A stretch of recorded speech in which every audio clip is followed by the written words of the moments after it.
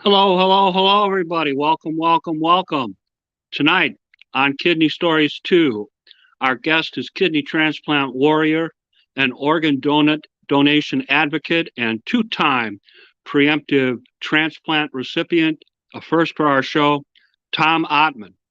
In 1997, Tom was diagnosed with FSGS. The first hint of ESRD came from a routine annual physical. Tom managed to avoid dialysis for the next 16 years before the first of his two preemptive kidney transplants by eating a sensible kidney-friendly diet and exercise.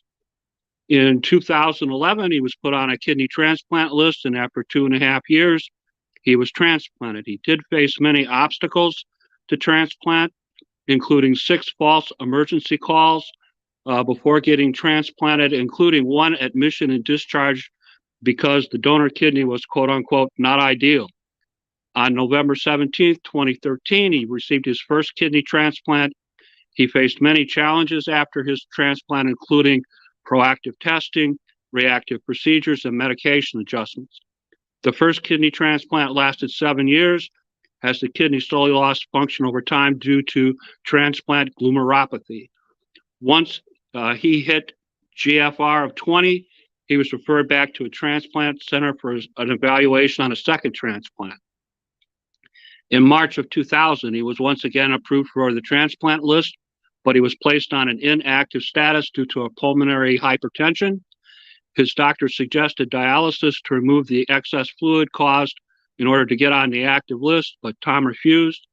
With a healthier diet, he lost 20 pounds, alleviating the pH and placing him after retesting on the active, ready-to-be transplanted list. After 6 months, he got the call in September of 2020. Tom accepted a high-risk hepatitis C antibody kidney because Hep C is now curable. To date, he's had no signs of Hep C. He had his second preemptive kidney transplant on September 17th of 2020. Tom has faced some difficulties since his second kidney transplant. His labs showed signs of rejection in November of 2000, and at the same time, they also showed the presence of the BK virus. This is challenging because the treatment for rejection requires that you are highly immunosuppressed, while the treatment for the BK virus requires you not to be immunosuppressed at all, so the body can fight it off. So, after 8 infusions of thymoglobulin and solomedrosteroid, the rejection episode seemed to be over. 50 plus infusions of Covidar and 12 infusions of capital I, small letter G, or Privigen, a human blood product containing antibodies. Tom may have very well beaten the BK virus as well. He also suffers from a dropped foot. Tom has been a very, very active kidney advocate. His activities are listed in the comments. He is particularly well known for his comprehensive advice to kidney transplant list candidates, also listed in the comments. Please give a warm welcome to our friend, Tom Ottman. Start the show, Jared.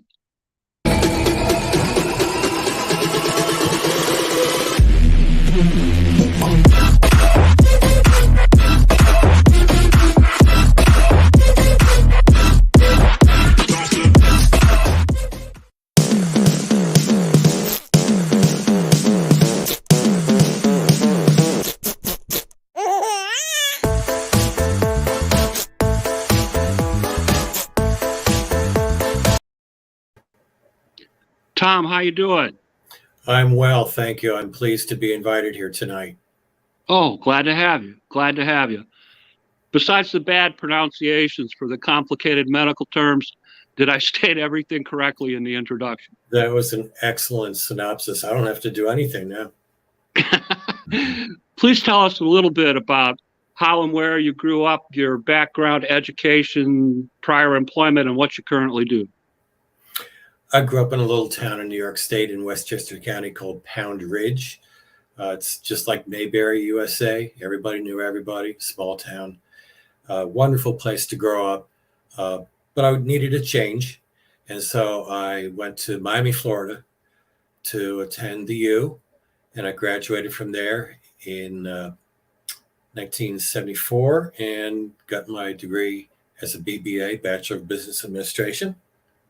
Stayed there 15 years. I worked most of my career in the payment processing industry, most notably with Barnett Bank Telecheck. Loved that job. They're the ones who transferred me up here to North Carolina, where I've been ever since. Been here well over 30 years now.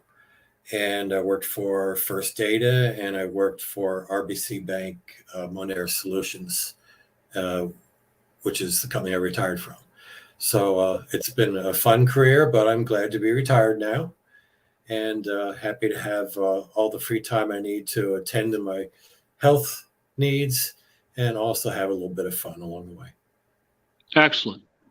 I understand that you were diagnosed with FSGS in 1997. Can you tell us a little bit about how that came about?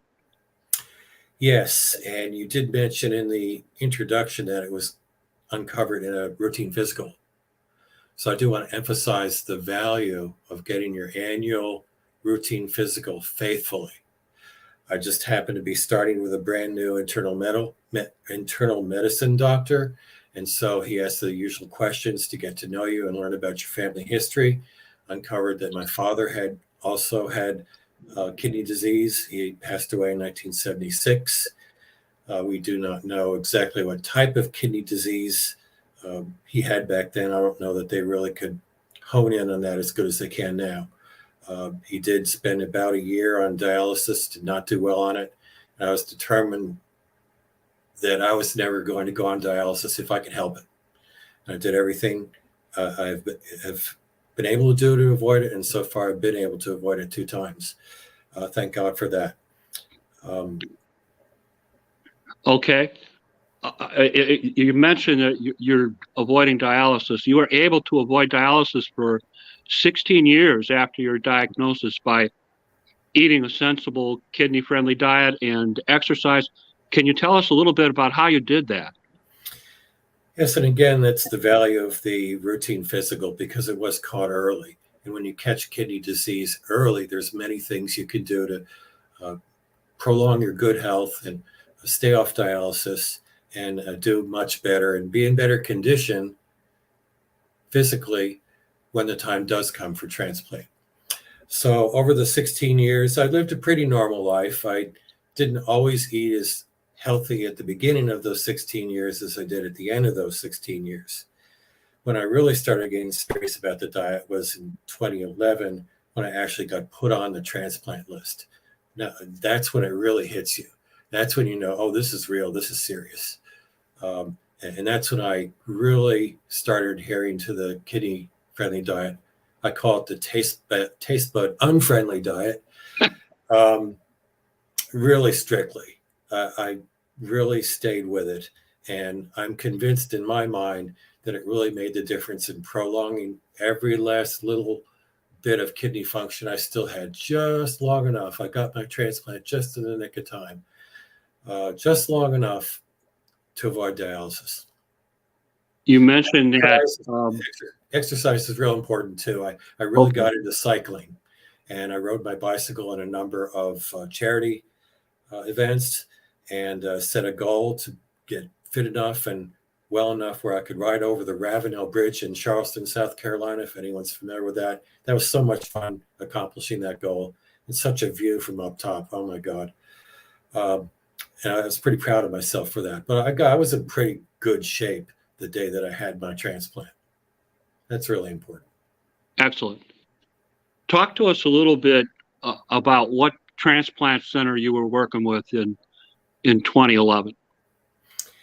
I got my transplant at Carolinas Medical Center, now part of Atrium Health here in Charlotte, North Carolina. Okay. And you waited 2.5 years or so for your transplant, is that correct? It took 2.5 years active on the waiting list until I got my kidney. That's a relatively short period of time. I'm an A positive blood type. My kidney center tells me that at their center, A positives tend to get transplanted sooner than other blood types. So I can take an A blood type, I can take an O blood type, which is the universal donor type. I want to mention one thing about getting a transplant too, in that a lot of people think it's a physical thing, but it's as much an emotional thing as it is physical. And right after the transplant, you feel a range of emotions. Of course, you're happy, you're elated, you're looking forward to a better quality life, a long life. You're just so happy. But at the same time, you feel sorrow and you feel grief for the donor and the donor family. And you feel guilt. I felt guilt that someone had to pass away so that I could live. And I felt guilt that I got my kidney in just 2.5 years. And there's so many other people who wait so much longer. And some people don't get transplanted at all ever. So the way I'm dealing with that and have dealt with it is to just know that the donor and the donor family would have wanted me to go on, live a good life, do good things, be the best person I can be, and to give back. And so that's why I do what I do in the best ways I can. I believe we all have certain abilities, certain talents, certain resources. They're all different depending on who you are. But I think we need to use what skills we have, what abilities, what talents, and what resources we have to give back, get the word out on organ donation, and to help people along the way that are coming behind you and haven't yet experienced the things that I have already and are going through the same fears that I had and had to overcome. Okay. Talk to us a little bit about some of the challenges that you faced before transplant. False alarms, being there, being sent home. What happened? My first transplant was relatively uneventful. And I started getting calls at about the 2-year mark of being active on the list. And I got them about every month until I finally got the final one and got my kidney. But and people should expect that when they get a call, they may be an alternate or even a second alternate a time or two. So don't be freaked out when you get that call and then they call you back and say, well, it didn't happen. That's typical. Don't be concerned that it's something wrong. But on the third call, I was actually brought into the hospital. I was going to get the kidney, and I'm there being prepped. Had some tests, was getting pretty close to being ready for the operation. And my nephrologist walks in and he tells me, well, we've got a situation here. You need to make a decision. I got to make a snap decision, just like that. We could use the kidney, but we think maybe we might not. Maybe it's not a good idea. You're still in good physical shape. We believe it could still go a bit longer before you need dialysis. I did too. We think you can maybe wait a little bit longer if you choose. We'll give it to you now, but this kidney has about 7% scarring on it. So it may not be the best one for you.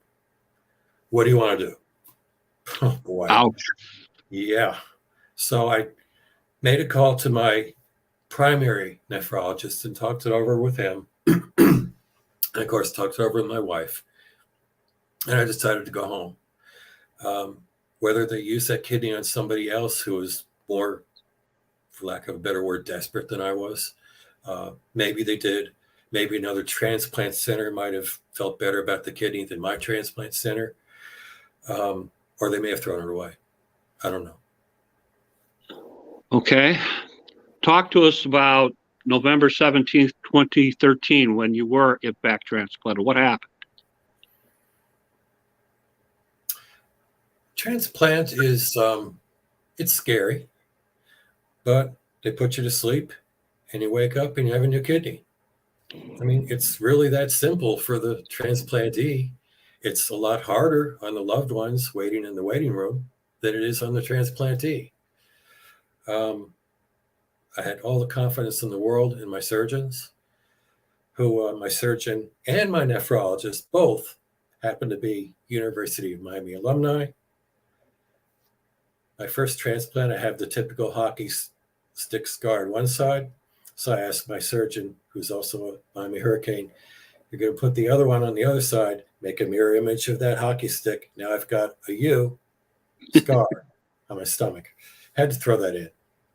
Okay. So I did have some challenges with the second one. Well, the first one was easy. The recovery was pretty good. I had no issues with the recovery. I was pretty fit, so I healed real well. I was itching to get back on my bike within 60 days. Probably could have done it, but it would have been a little risky if I fell off or something or strained myself on the bike. So I waited the 90 days, got back on, started slow and built up again. Most people, if you work at home, like so many people do nowadays, thanks to COVID, you could probably go back to work right away. Typically, they're going to want you to stay out of work a month, 6 weeks, something like that, depending on what you do. Okay. So it was a fairly easy transplant, a fairly easy recovery. I was in and out of the hospital in 4 days. Fortunately, I had a loving, wonderful caretaker wife here at home to help me along the way and take care of me. And that's one thing that's really very important to you. You have to have a caretaker or a few to be there to take care of you, drive you to and from your labs. There's many labs right after transplant.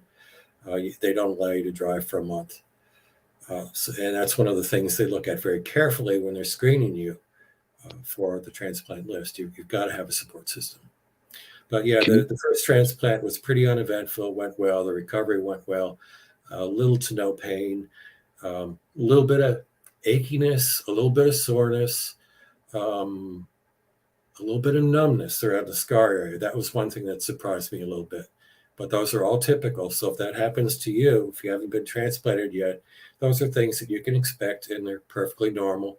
I never had any redness or anything like that.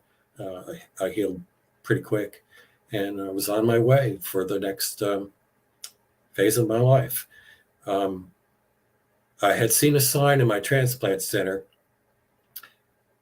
advertising that there was a patient advisory council for transplant, and that got my attention, and I joined that. I became one of the 2 kidney organ transplant representatives, along with heart and liver and lung. And there was also an altruistic anonymous donor who was in that group as well, and another donor who gave to his wife. So it was a good, well-rounded group. We got a lot accomplished. I was really proud of that activity. And then one thing led to another. I started speaking, and now I'm here today. Okay. It's my understanding the first transplant lasted 7 years and began to slowly lose function. Can you explain to us what happened there? Mm-hmm. Of course, you have your labs very frequently right after transplant. For the first month, it's at least twice, sometimes 3 times a week. They just want to find any early signs of rejection or anything going wrong. As time goes on, the labs taper off to maybe once a month, once every 2 months, or something of that nature. So they discovered about maybe 3 years in that there was a little bit of loss of kidney function. The creatinine level was starting to go up a little bit. So they decided to give me a kidney biopsy. Once again, if this happens to you, that's fairly typical. In fact, in many cases, maybe all cases, you have a kidney biopsy after a year, just to see how it's doing. So they did the biopsy, and they did show some loss in function. They kept monitoring me over the next several years. We kept seeing the kidney function gradually go down little by little by little by little. The kidney biopsy showed scarring on the kidney. They didn't really know what was causing it. It could have been my initial FSGS coming back. It could have just been very slow rejection. They called it transplant glomerulopathy, which is a fancy way of saying your kidney's failing and we don't know why. So then after 7 years, my GFR hit 20%, and surprise to me, the doctor had already referred me to the transplant center once I hit that 20%. Okay. It's my understanding that in March of 2000, you were approved for the transplant list and began accruing waiting time, but you were placed on the inactive list because of pulmonary hypertension. Can you tell us what went on there? Yes. I was referred to the transplant center for the second time in January, and I was approved in early March. That's quick. Normally it takes 90 days, at least, if not longer, to go through the whole process and get approved. And I wanted to mention this because there's things you can do to help yourself along the way. One is being proactive. So having been through it once, plus having listened to the presentation when it's going through orientation, unlike some people, I knew what had to be done. I knew what tests were going to be given. The transplant center can schedule certain tests for you, but other ones are off-site or with non-hospital vendors, and you have to schedule them yourself or wait for the vendor to call you. So I made it a point that when it came time to make an appointment with somebody, if they said, "Can you make it at 7:00?" I'll get up early. I'll go 7:00. Can you make it at this location, which is 20 miles across town? Sure, I'll be there. I'll drive across town. Can you make it on Friday when I had maybe something fun scheduled instead? I'll be there Friday. Whatever it took, I would do it. No matter how inconvenient, no matter how early, no matter what else I had planned, I would be there. I would get it done. I would call them proactively if I could to see, hey, is there any way we can move this appointment up sooner? You had cancellation. I wanted to get all my appointments done and out of the way and get my case file sent over to the committee that makes the decision and get approved ASAP. Because the minute you're approved and you get that letter back from your transplant center, that's when you start accruing waiting time. I wanted to start accruing waiting time immediately. You gotta be proactive. You gotta make this happen for yourself. It'll happen, but there's things you can do to make it happen quicker. So I wanted to be your own best advocate. You have to be. You have to own your disease. You have to understand it. You have to know all about it. You have to be proactive. You have to listen. You have to ask questions. and you have to go after it. You have, just like anything else in life, that job you want, that girl you wanted to date, the fancy car you wanted to buy, you've got to go after it and you've got to make it happen. Okay.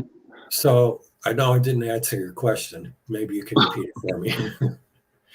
It's my understanding that in order to get rid of the fluid brought about by the pH, they suggested dialysis.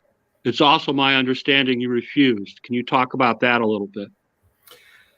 They suggested that at some point when I needed to go on dialysis, I wasn't quite at that point yet, that by going on dialysis and removing fluid, that may relieve some of the pressure with the pulmonary hypertension and able to come down and me to be made active. But I didn't want to have to wait. I didn't want to have to go on dialysis. So I asked my nephrologist, what can I do? What can I do to make this happen? How can I be proactive? Well, you really think you probably need dialysis, need to lose the fluid. So I didn't like that answer. So I started researching. I thought, well, let me lose some weight. I was still about maybe 180 at that point or so. Come down from originally about 210. Partly through the cycling and all the exercising, eating healthy. You want to lose weight, go on a kidney-friendly diet. That'll do it. Because it's limiting and it's tasteless. But I lost my train of thought. I'm sorry. Okay. Oh, yeah, I wanted to stay off that dialysis. So I figured, let me do it. Let me lose the weight. And I did. I lost 20 pounds. I got down to around 160. Went back to my nephrologist, said, okay, I want to be retested. So I thought about it. Said, okay, I think well, this guy's got pie in the sky wishes. It's not going to happen. Got retested. Lo and behold, when they first measured me, I was at 50. Their cutoff was 45. I got down to 38. Wow. So they approved me. I got my letter saying that I was approved. And a month later, one afternoon, I'm in the shower with the dog, giving the dog a bath. Lois comes running in with the phone. Here, it's a transplant center. I think, oh no, something's going wrong. What is it? It was the call. I was astounded. I could not believe that I got the call in that shorter period of time. But a lot of that had to do with maximizing my potential again, being proactive, increasing my chances by accepting what they call a high-risk kidney. It's really not, but they call it that. And hepatitis C had not too long ago been taboo. They would not transplant them at my transplant center, but they had started doing that. Now that hepatitis C is curable, and I had paid attention in class again and done my research and knew that this was really a pretty safe thing to do. The donor was a drug abuser, had passed away from a drug overdose. The kidney was perfectly healthy. It was a 40-year-old kidney, got a young kidney, good quality kidney, nothing wrong with it. Just the donor had abused drugs. I knew, again, through my experience and education, that they would not even offer it to you if it hadn't been run through all kinds of tests for everything and put on a pump, and they knew it was good. They knew it was functional. They knew it was going to last. So yeah, why not take a hepatitis C kidney? And that opened up a larger pool of potential donor kidneys for me. And I think that may have helped me along the way as well. Okay. Transplanted in September of 2000. By November of 2000, labs showed that you were in kidney rejection, confirmed by a biopsy, also showed the BK virus. Can you tell us about the balancing act that went on between dealing with the rejection and dealing with the BK virus? Yeah, the second time around, we knew going in that I'd be even more highly immunosuppressed than I was for the first transplant. because more antibodies have been built up in my body, and it's just the way it is. And so I had all those infusions of those drugs that you mentioned in the intro. Very, very powerful drugs. I had 9 infusions in the hospital before I went home. And then I had 2 of the same drugs, immunosuppressants that I had the first time around, but much higher doses. And they also added prednisone at a pretty high dose. And I was pretty zombied out there for a while. And it staved off rejection for a couple months. And then they started, of course, bringing down the dosages because I want to get you back at the normal level, the normal healthy level. Too much of all those drugs is not good either. So after a while, they started seeing the creatinine creep back up again, and it's not quite as alarming if it creeps up slowly as if it creeps up quick. And mine started creeping up quick. So, okay, another kidney biopsy. And sure enough, that confirmed the BK virus was there. Not a lot is known about that BK virus. It was the BK is the initials of the first patient that had it. It's something which everybody has, but a normal immune system will suppress it. I don't have a normal immune system, so it popped out. And the BK virus specifically will attack the kidney. The medication called cidofovir, which is infused, also attacks the kidney, but it attacks the virus too. So you can see what a balancing act it is. They have to give you a liter of saline before you get the cidofovir and then with the cidofovir. So they want to get it in you, let it do its thing, and flush it out of you quick. So it can help you and not harm you. I've had probably now closer to 60 of those infusions over the course of a little over a year. And my BK level at one point went up to 500,000 DNA copies. Unbelievable. Doctors, I think, were pretty pessimistic. But I stuck with it, went there every week, showed up on time, and went down to 250,000. You're making progress. Went down to 50,000. Come on. Back up to 250,000. That's just the nature of it. They told me that might happen. It did. It's going to roller coaster up and down and up and down. Finally, we started to see regular, steady progress. And I got down to 2,100 at one point. That was roughly a month and a half ago. And they took me off the cidofovir, which I was very happy about. Now it started to creep up a little bit more. I'm at about 6,500 right now. So they're going to give me a different infusion now. I'm going to have four infusions starting Monday called IVIG or Privigen, Privigen. And that's a human hormone. It's a blood product and not hormone, a human antibody. And it's derived from a human blood product. And that should give me antibodies to fight the BK. And hopefully that'll knock out the last little bit once and for all, and I'll be done with the BK. You mentioned in the introduction, I suffer from drop foot. Possibly that could be a complication from all the cidofovir. We don't know for sure. One of my nephrologists thinks it might be. Another's not sure. The neurologist doesn't really know.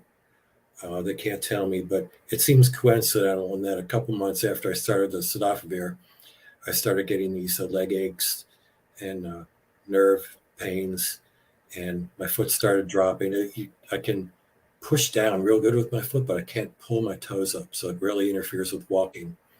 And the muscle weakness and nerve issues have affected my balance too. So that's been a complication after the second transplant. Whether it's directly related to the transplant or the cidofovir, we just don't know. May never know. But that's something I'm dealing with on top of everything else. I did have a short encounter with the CMV virus, we got rid of that. I took Valsite, and that did the job. That's gone. They monitor that every couple of weeks, and there's been no sign of that since. It acts very similarly to the BK in that the symptoms are like flu symptoms, and it can damage the kidney. So I've had those two complications to deal with. And of course, the kidney was damaged, of course, by the BK. My creatinine levels down to low twos, which is higher than you want it, but not horrible. If I can just keep it where it's at, I should be okay for probably for the rest of my life. But there's no guarantees. Okay. Let's talk for a minute about your kidney advocacy. I've listed the subject matters that you sent to me in the comments so people can see. Let's start with the NKF. What are you doing for the National Kidney Foundation? I haven't worked for them lately because I've been dealing with my own health issues and taking care of myself. But the main thing that I did for them was to go to events. I remember one event where a table was set up at our AAA hockey team game here in Charlotte. And people would come in and mill around at halftime or before the game or after the game. And we'd have information there about organ donation and about transplant. And we'd try to talk to everybody that we possibly could and get the word out for the need for organ donation and overcome any myths or any fears or any misconceptions that people may have about becoming a donor. I have a friend who I hope is and probably is on this call listening in, Gary Simmons, who's done tremendous work creating something called Save a Life Group here in North Carolina. Raised tens of thousands of dollars for Life Share of the Carolinas. Now he's doing the same thing in South Carolina since he moved there. Helped out with that group a little bit, manning tables, getting the word out. I like talking to people, and I like sharing my experience, and I like sharing what knowledge I've gathered having gone through this process. So I do enjoy those sorts of things with the NKF and the Save a Life group. Okay. You're part of a Carolina Medical Center support group. Can you talk to us a little bit about that? That support group has helped me an awful lot over the years. And I would say back in 2011 is when I started with it. I saw a sign in the transplant center. Thought I'd go ahead and see what it's all about. And there were a lot of people in that group at that time that were going through dialysis. I knew maybe someday I might need that.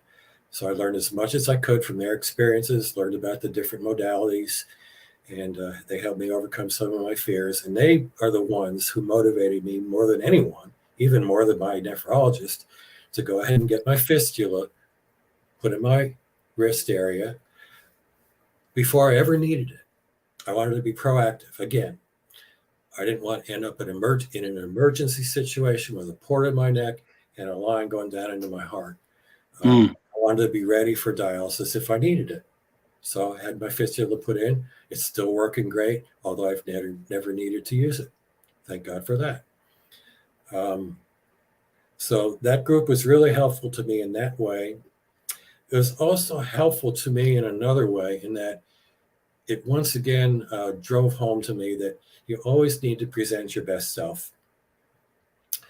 And there was a lady that used to come to that group, 70 plus years old, frail as could be, had been through more health issues than you can imagine, breast cancer, colon cancer, rheumatoid arthritis, of course, kidney disease, dialysis, just as frail as can be. And she brought her husband with her to all the meetings. He was a 25-year stroke victim, shuffled along, could not talk, could understand. His mind was sharp, but he was physically impaired. And she was taking care of him and all his needs, all while going through all these things herself.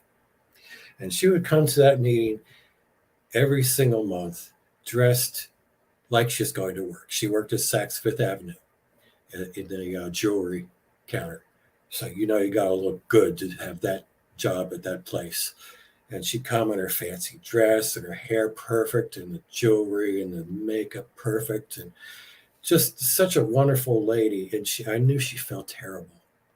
And she was dragging her husband along with her and going through all these other things. But she always dressed so sharp and was so upbeat. And it just, it made everybody else feel better. And I asked her one day, why do you do this? I mean, we're in jeans and t-shirts and shorts and sandals. Why do you go to all the trouble of getting all fancied up like that? You look beautiful and your hair's wonderful, but why do you put yourself through that? She goes, well, when I look better, I feel better. And when I feel better, people react to me differently and they treat me better. And when they treat me better, that makes me feel even better. So I decided, that's a good idea. I'm always going to try to present my best self. And if I know I'm kind of going off the question, but if I could mention one other thing that drove that home is we pulled up to my nephrologist's office. My wife and I got out of the car. We're walking across the parking lot into the office and go in, get checked in, brought into the doctor's office, and we're sitting there waiting. And he walks in. He goes, oh, you're doing well today, aren't you? I went, wow, that was a quick 3 seconds looking in my eyes and skin to get initial first impression to see how I'm doing. And he goes, well, yeah, I made an impression of you. I was looking out the window as you're walking in. And I just happened to see you and your wife, and I was looking at how you're interacting with each other and talking. And I was looking at your walk and your gait and your posture and your pace. And I looked at your grooming. I looked at your attire. And I just took it all in. And I could just tell that you were in a good mood and that you were feeling well. And that's wonderful. Congratulations. So I thought, wow, they're always watching, aren't they? They're always watching, even when you don't know they're watching. And that goes for the labs too. The labs don't lie. You can tell them you're drinking your water, but if you're not, they know. You can tell them you're taking your medicine, but if you're not, they'll know. If you're on dialysis, they do talk to the dialysis centers. They know what's going on. So you better put yourself in the position to be your best self and present yourself in the happiest, most outgoing, most pleasant way that you can. You praise your nurses who help you so much. Thank your doctors for all that they do. The more you can show that you're doing well, you're in a good mood, you're keeping a good attitude, you're staying positive, you're remaining optimistic, and you're grateful, the more it will benefit you. Okay. One of the things that you're famous for is the advice that you give to transplant list candidates and the tips that you give to them. Can you talk to us a little bit about that? They're all listed in the comments so people can see, but I'd like to get your take on it. Okay.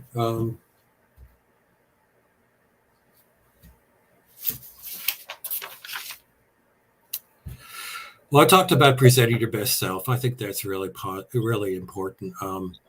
Appreciate your providers, advocate for yourself, ask questions. I like to give the people in those training sessions inside information that they may not get from a doctor, like how things feel. Like I talked earlier about the incision. It may feel a little sore, may feel a little achy, may feel a little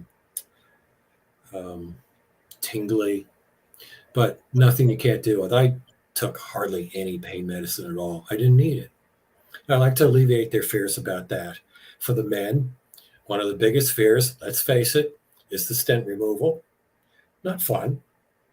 The first time around back in 2000 was not great. I mean, I grit my teeth and withstood it. It felt kind of like a bee stinging you. That's how I would describe it. Just or an ant crawling up inside you. Not pleasant, and that took a little bit longer. That took maybe 5 minutes or so. I don't know why. But the second time around, in and out, a couple seconds, didn't even know what happened. And I looked over at the table and I saw the little stent they took out. And it had definitely decreased in size and thickness. It was more flexible than it was the first time. And the probe that they used to do it was much smaller and thinner than the first time around. And perhaps I had just a better provider doing it the second time around who was more experienced. I don't know. But it's not that big a deal. Don't stress out over things. I've found that throughout this whole process, and I've been fighting this thing for a quarter century, nothing's ever as bad as what you imagine it to be. The pain associated with a kidney transplant and the incision and poking around inside you and the stretching you, and it's just not as bad as what you might imagine, at least for me. So I just like to mention those kinds of things because don't fear the unknown. It's not the doctors and nurses' first rodeo. It might be yours, but they know what they're doing. Have complete faith in them. Don't stress over things that may not be as bad as what your imagination may be telling you. So that's the kind of thing I like to get across to people. And then what I talked about earlier in being proactive and making things. Don't wait for things to happen. Make them happen for yourself. Educate yourself and be willing to take an educated, calculated risk, such as a hepatitis C kidney. Some of the things they quantify as high-risk kidneys, you got a tattoo. High-risk kidney. You spent a night in jail. High-risk kidney. So, some of the things that they consider high risk are really pretty ridiculous. But nevertheless, that's the way that they classify them. So you can always refuse. You get a call and they say, "Oh, we've got hepatitis C kidney available for you. Do you want to go forward?" You're going to say, "Oh, well, no, I think let's pass." And you're not penalized or hindered in any way. You just remain on the waiting list. You continue to accrue time until the next one comes along.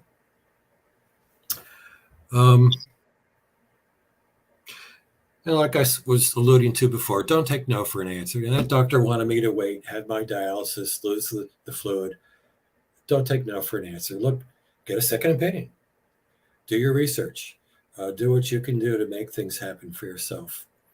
I let them know that you have to have in place a support system, be it a spouse, be it a sibling, a child, a parent, a friend, whoever it may be, because there will be times when you're tired or sore. You can't drive for the first month. You're going to have lots of appointments the first month. Someone's got to take you there.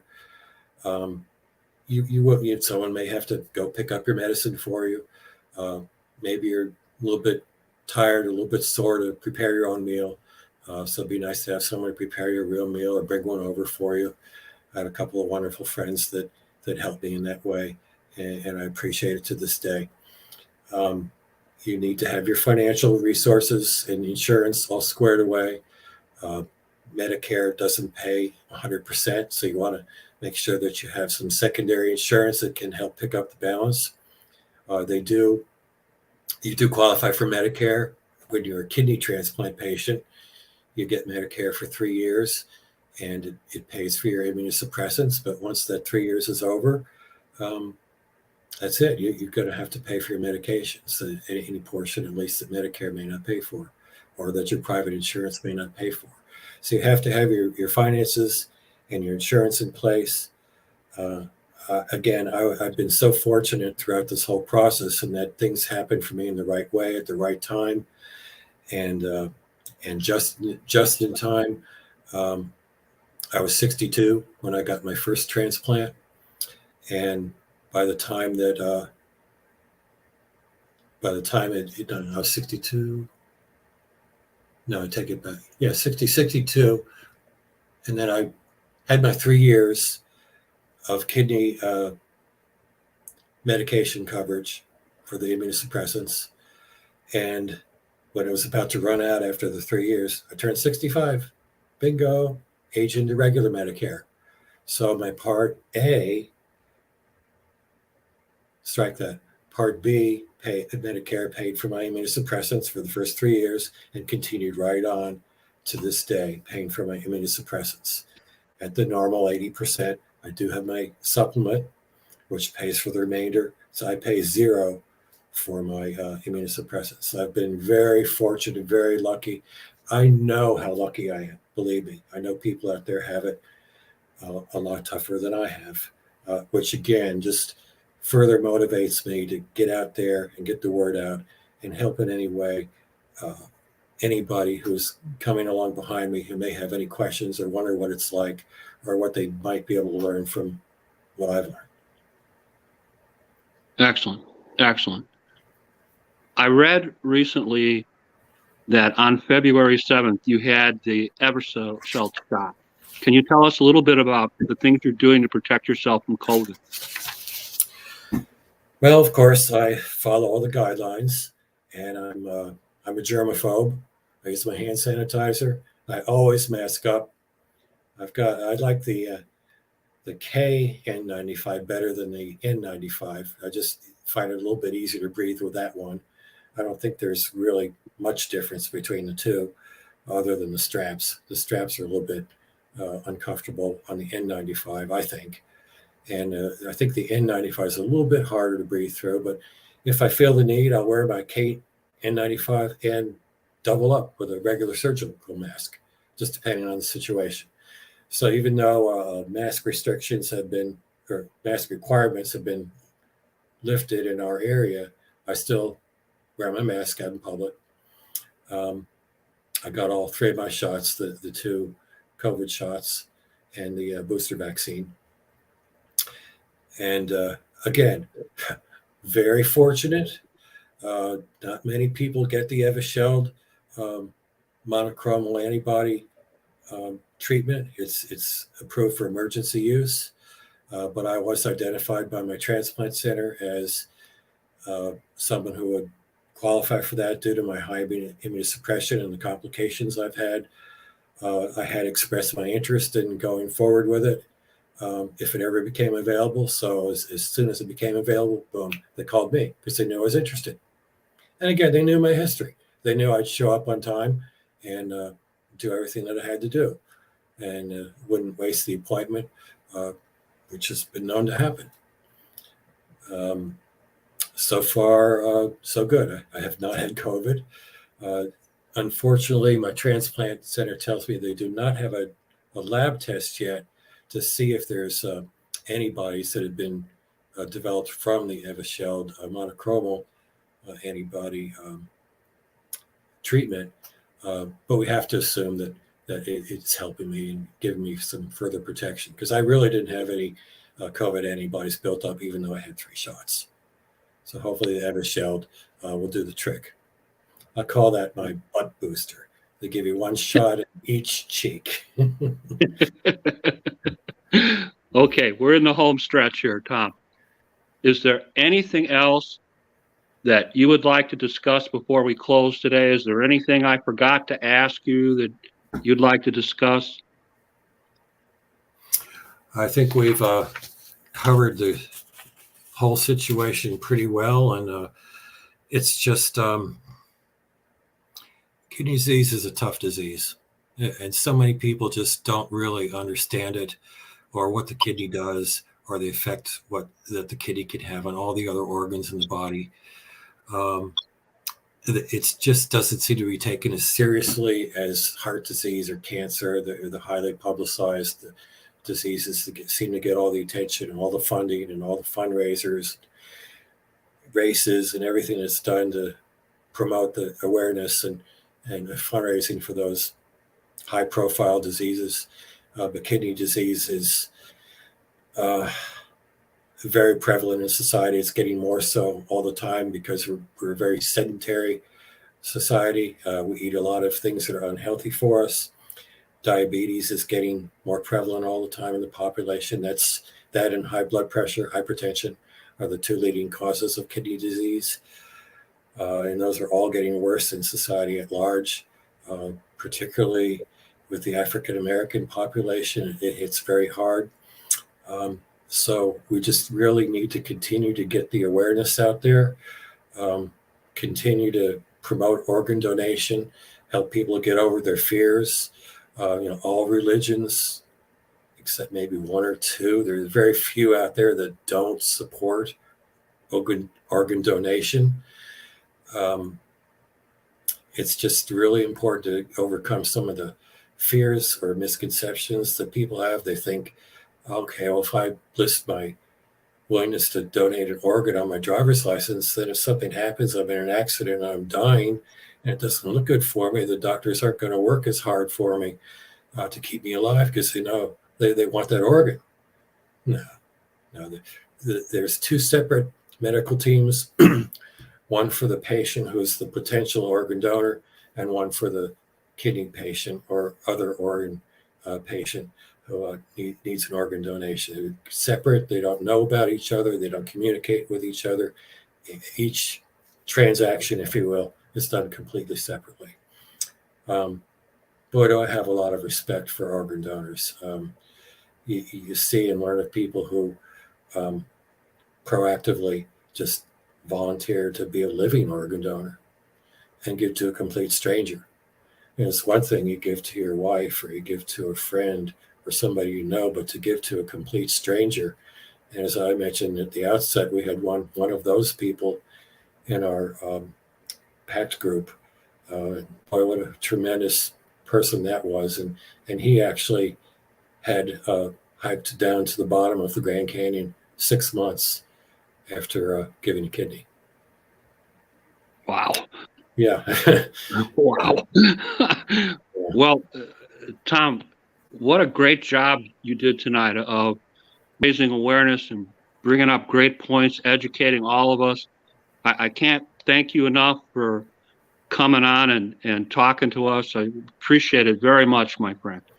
Well, I hope some people may have learned a thing or two from what we talked about tonight.